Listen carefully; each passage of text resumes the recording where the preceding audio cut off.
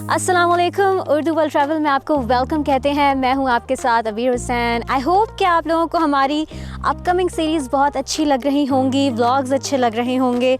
और हर बार की तरह एक बार फिर मैं मौजूद हूं सस्कचून फार्म में।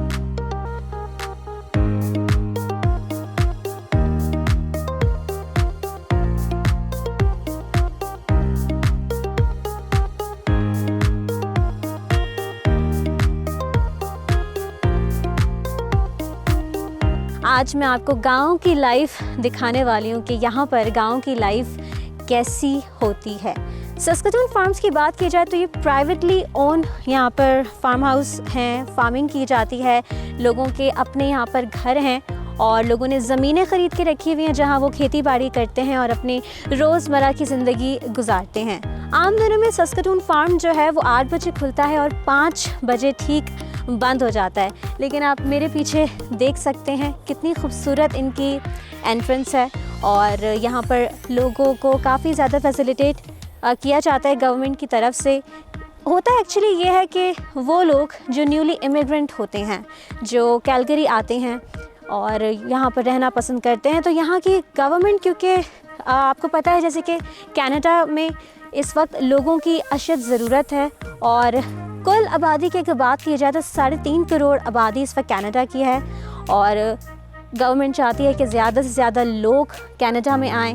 कैलगरी हो गया, एडमिंटन हो गया, एल्बर्टा हो गया, ओंटारियो हो गया, ब्रिटिश कोलंबिया हो गया, यहाँ पर ज़्यादा से ज़्यादा लोग कोशिश करते हैं कि वो आएँ और अपनी एक सेटल्ड लाइफ कनाडा में गुजारें। तो यहाँ पर अगर कोई सस्कचून फार्म आना चाहे, कैलगरी में अपने आप को सेटल करना चाहे, तो यहाँ की गवर्नमेंट आपको फैसिलिटेट करती है कि आप यहाँ पर आएँ और यहाँ पर आकर आप सस्ते दामों में ज़मीन ख़रीद सकते हैं, यहाँ अपने आप घर बना सकते हैं। अगर हम ओंटारियो की बात करें, ब्रिटिश कोलंबिया की बात करें, स्पेसिफिकली अगर मैं ओंटारियो की बात करूं, तो वहाँ पर घर जो कि आपको 5 मिलियन में मिलेगा, यहाँ पर आपको वही घर 1 से 2 मिलियन में मिल सकता है। So the choice is yours. देर किस बात की है, अप्लाई करना स्टार्ट करें और हो सकता है कि आपको यहाँ पर रहने का मौका मिल सकता है। अगर आपको शौक़ है कि आप पुरसुकून ज़िंदगी अपनी गुजारें, जहाँ कोई आपको तंग करने वाला ना हो, जहाँ कोई गाड़ियों का शोर ना हो, रश ना हो, तो I think Saskatoon farm is the best option.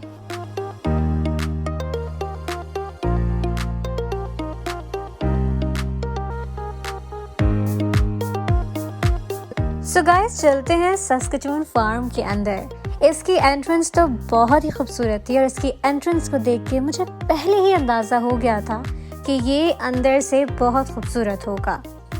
But एक चीज़ का रिग्रेट ज़रूर था। Then how did we not hear about this place sooner? जब हम यहाँ पर आए तो मुझे ऐसा लगा कि मैं एक अलग किस्म की दुनिया में आ गई। Because it's so beautiful and unique and like nothing you have been before. It's not too much huge, so you don't need a long time here, but they do berry picking if you come during certain parts of the year.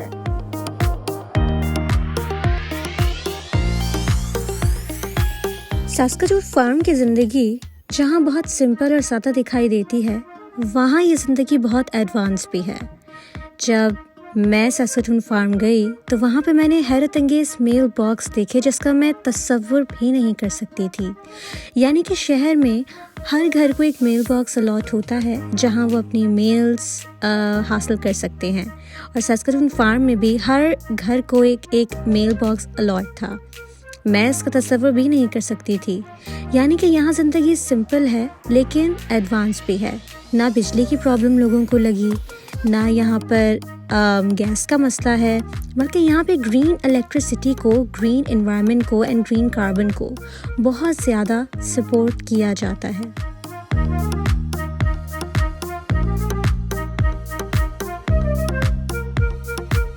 Saskatoon farm एक private farm है जहाँ लोगों की अपनी private properties होती हैं और जहाँ तक बात की जाए कैलगरी की, तो जो लोग न्यूली इमिग्रेंट होते हैं, जो कनाडा आते हैं और कैलगरी में अपना रहना पसंद करते हैं, तो वहाँ की गवर्नमेंट सपोर्ट भी करती है कि आपको कम कीमतों पर ज़मीन मिल जाए या आप अपनी प्रॉपर्टी बना लें और कनाडा में अपना सुकून से गुज़र बसर करें।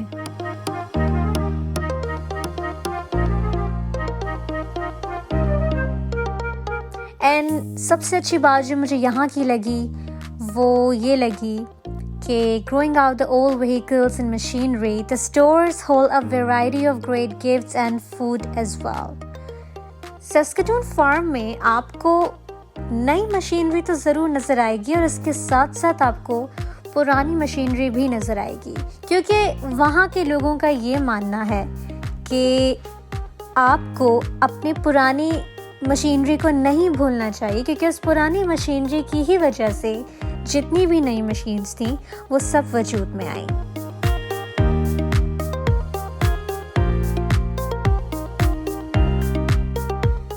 कनाडा में जब भी आप किसी दूर जगह जाते हैं कंट्री साइड पर, तो आपको लगता है आप किसी जन्नत में आ गए हैं। सस्कटून फार्म में अचानक से बारिश स्टार्ट हो गई थी। वैसे तो लग रहा था कि मौसम होगा बरसाने वाला, लेकिन जब वहाँ बारिश स्टार्ट हुई तो इतनी खूबसूरती एकदम से मैंने देखी। काम, पीस, लोग अपने काम से काम रख रहे थे, एंजॉय कर रहे थे और अपनों के साथ जो है वो अपना दिन सेलिब्रेट कर रहे थे। तो बारिश जैसे ही हुई तो एक अजीब सा माहौल पैदा हो गया और मैं तो बस उस माहौल में खो गई, जैसे आप भी देख सकते हैं वीडियो में।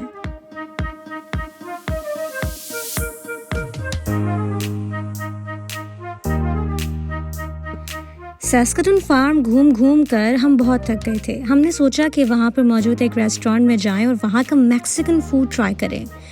आपको बताऊं कि खाना वहाँ का ना सिर्फ लजीज था बल्कि बहुत ही सस्ता था, क्योंकि सस्कटून फार्म में जितनी भी सब्जियां यूज़ होती हैं, जितना भी मीट यूज़ होता है, वो सब वहाँ के फार्म का होता है। बिल्कुल प्रोसेस नहीं होता और बहुत फ्रेश होता है।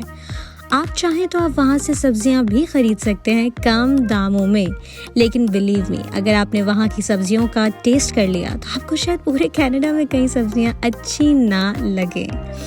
और कनाडा की बारिश में कनाडा घूमने का अपना ही मज़ा है, तो मैंने सोचा कि क्यों ना वक्त को कैप्चर किया जाए और आप लोगों को भी दिखाया जाए। आई होप आप लोगों को पसंद आया होगा।